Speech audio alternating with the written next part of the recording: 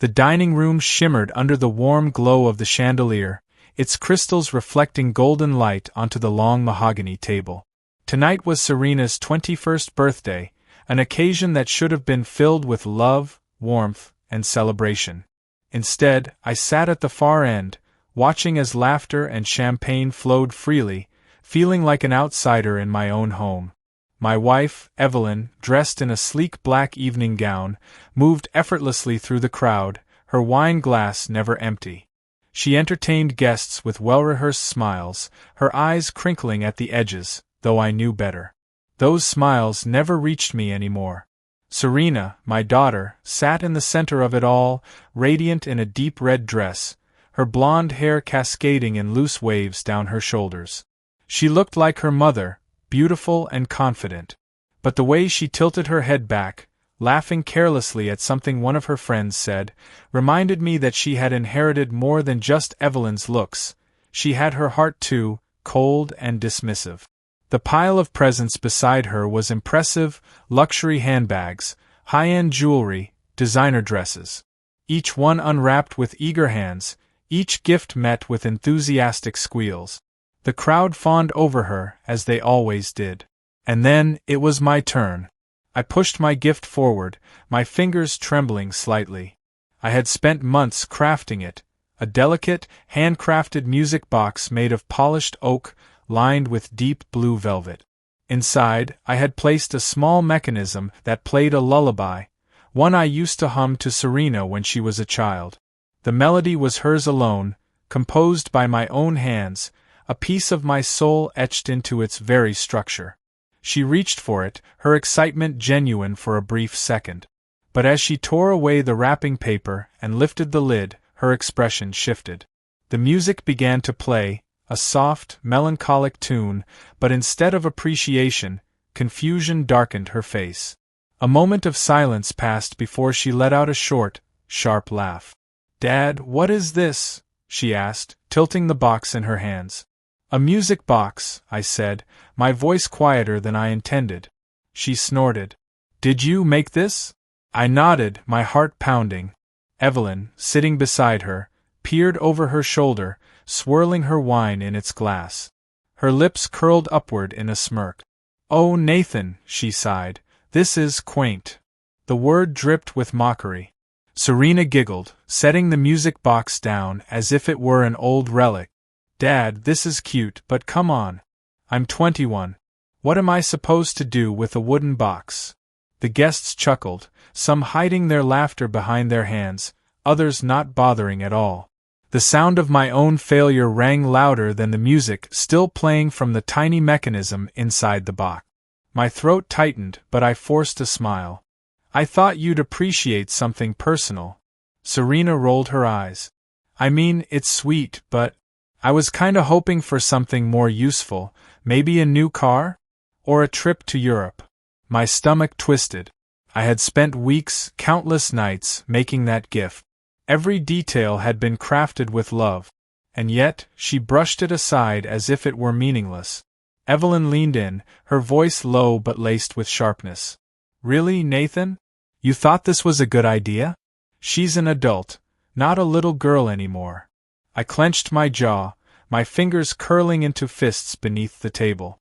A man seated near Evelyn, Mark, one of our wealthy acquaintances, chuckled, taking a sip of his drink.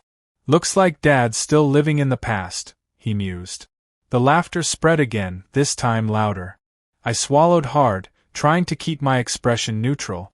Serena flipped her hair over her shoulder and turned back to her friends, moving on as if I were nothing more than background noise in her perfect evening. I looked down at the music box, still open, still playing. The melody seemed out of place in this setting, delicate and full of longing in a room filled with shallow conversations and expensive perfumes. Evelyn leaned back in her chair, a triumphant smirk on her face. "Nathan," she said smoothly, "you really should learn how to read the room." Something inside me cracked. I exhaled slowly, willing the tension in my chest to subside. For years, I had been the provider, the one who sacrificed, the one who worked tirelessly to give them everything. And yet, I had become a joke, a sentimental fool. but I refused to let them see me break. Instead, I smiled. Push the box forward. Keep it, I whispered. It'll mean something someday. Serena barely acknowledged me, turning to admire a diamond bracelet gifted by one of her friends. Evelyn, on the other hand, watched me with narrowed eyes. Still trying to prove your worth? She murmured, so only I could hear. I met her gaze, my heart hardening. No, I replied. I'm done proving anything to you. She blinked, momentarily caught off guard. But before she could say anything, I stood, buttoned my jacket, and walked away. Not another word. Not another glance. I stepped outside, the cool night air hitting my face. Stars blinked above, oblivious to the chaos unraveling inside me. My chest ached, not from the rejection itself, but from the realization that I had spent years loving people who would never love me back in the same way. As I walked toward my car, something in me shifted. For so long I had lived for them. For Evelyn. For Serena. For a family that no longer saw me as a man, but as an accessory, a provider, an afterthought. Tonight they had laughed at me.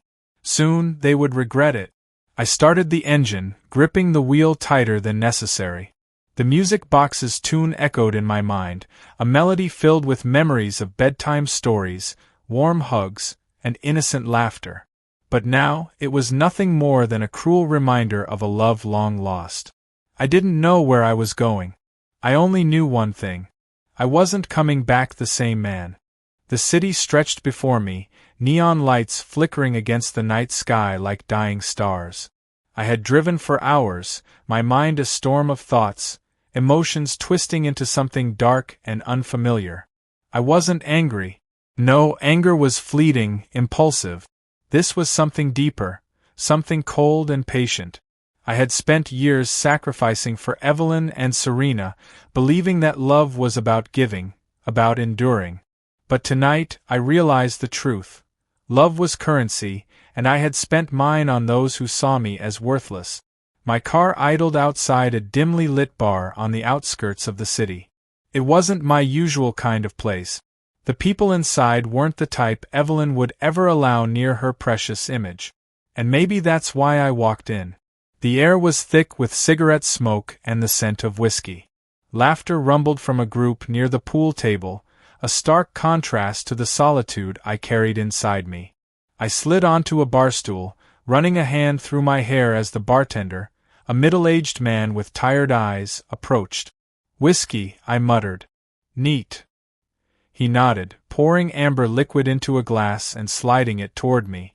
I took a slow sip, letting the burn settle deep in my chest. "Rough night," a voice purred beside me. I turned, my gaze meeting the deepest shade of green the first had ever seen. She was stunning, long dark hair falling over her bare shoulders, lips curved in a knowing smirk. A woman who had seen men like me before. "Something like that," I admitted. She leaned on the counter, her fingers tracing lazy circles around her glass. "Let me guess, wife troubles?" I exhaled a soft laugh, shaking my head.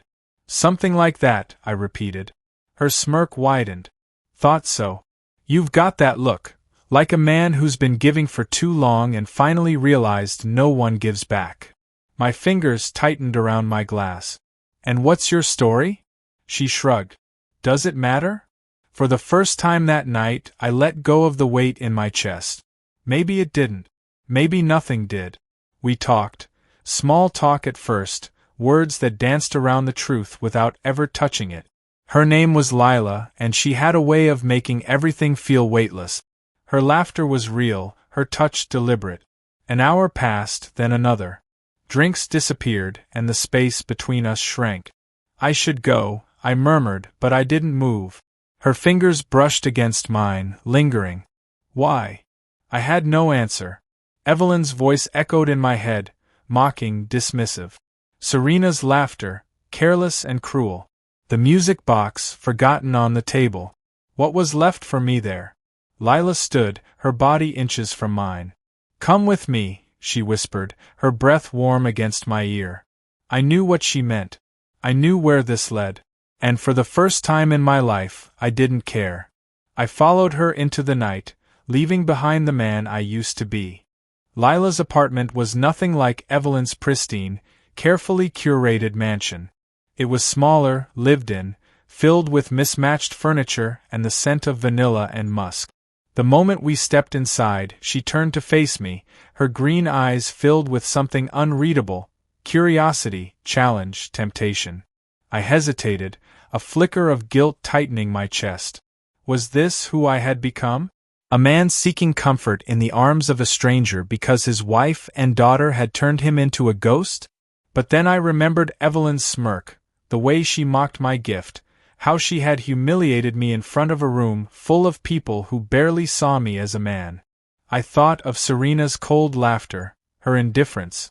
They had taken my love, my sacrifice, and spit it back in my face. Lila traced a finger down my chest, her touch feather-light. "Still thinking about her?" she whispered, tilting her head. I exhaled sharply. "No, not anymore." She smiled, slow and knowing. "Good." And then her lips were on mine. It wasn't gentle. It wasn't careful.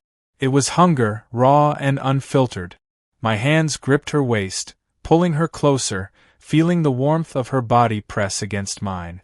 I wasn't thinking anymore, wasn't second-guessing, wasn't hesitating. She led me to the couch, straddling me, her fingers tangling in my hair. Every touch, every kiss burned away the weight of the past. I let myself get lost in her, in the taste of whiskey on her lips, in the way her breath hitched as my hands roamed her body. This wasn't love. This was escape, and I welcomed it. Hours passed in a blur of tangled sheets and whispered names. When I finally pulled away, breathless, my body aching in ways I hadn't felt in years, Lila traced lazy patterns on my chest, her expression unreadable. "You're different now," she murmured. I frowned. "What do you mean?" She propped herself up on one elbow, studying me. "When you walked into that bar, you were carrying something heavy. But now, it's like you've let go of it." I stared at the ceiling, my chest rising and falling. Maybe I have. For the first time in years, I wasn't trying to prove my worth. I wasn't fighting for scraps of love from a woman who had stopped seeing me as a man long ago. I was free. But freedom, I realized, came with a price. Because I wasn't done yet. No. Evelyn and Serena had taken everything from me, my love, my dignity. It was time to take something back. And I knew exactly how to do it. I sat up, pulling my clothes back on. Lila watched me with quiet curiosity. "Leaving already?" I met her gaze. "For now." She smirked. "Something tells me you've got unfinished business." I buttoned my shirt, my fingers steady. "You could say that." She leaned in, pressing a lingering kiss against my lip. "Then go handle it." I walked out of her apartment into the cool night air, my mind clearer than it had been in years. The man who had walked into that bar was gone. The man walking away? He was ready for war. The mansion stood before me, bathed in the soft glow of the driveway lights. I had spent years building this life, this house, this family, this illusion of love. Now I was about to burn it all down. I stepped inside, the sound of my shoes echoing against the marble floor. The house was silent, save for the faint hum of the refrigerator and the ticking of the grandfather clock in the hallway. Evelyn and Serena were asleep. Good. I moved through the house, my movements deliberate. My destination was my study, a place neither of them ever entered. To them, it was just a room where I disappeared for hours, working on things they never cared about. They had no idea what I kept locked away in my desk. Sliding open the drawer, I retrieved the folder. The one containing every financial document, every asset, every investment tied to our lives. Evelyn had always assumed she controlled our money, believing herself to be the mastermind behind our wealth. But she had never been as clever as she thought. I owned everything. The house, the businesses, the accounts, every last cent was under my name. And tonight I was taking it all back. With a few keystrokes on my laptop, I transferred the funds. Not just into another account, but into one she'd never be able to touch. Offshore, untraceable, untouchable. The house? It was already set to be sold. The cars? Gone by the end of the week. Every luxury she had surrounded herself with, every little thing she used to show off her status, was about to disappear. By morning, Evelyn and Serena would wake up to nothing. And I would be gone. The morning after, I sat in a quiet cafe downtown, sipping my coffee as the sun began to rise. My phone buzzed relentlessly on the table, call after call, message after message. I let it ring. Then, finally I answered. Evelyn's voice exploded through the speaker. "What did you do?" I took another sip of coffee, savoring the moment. "Good morning to you too. You son of a—" "Careful," I interrupted, my voice calm. "You might want to save your energy. You have a long day ahead of you." "You took everything," she shrieked. "The accounts are empty, the house is—" "Mine," I said smoothly. "Always was." There was a beat of silence. For the first time, Evelyn was speechless. "You never paid attention, did you?" I continued, my tone almost amused. "You were too busy spending my money, too busy treating me like I was nothing. But guess what, Evelyn? Nothing doesn't own everything." Her breath came in ragged gasps. "Where are you?" I chuckled. "Far away." "You can't do this," she snapped, her voice trembling. "I'll fight you." You'll what?"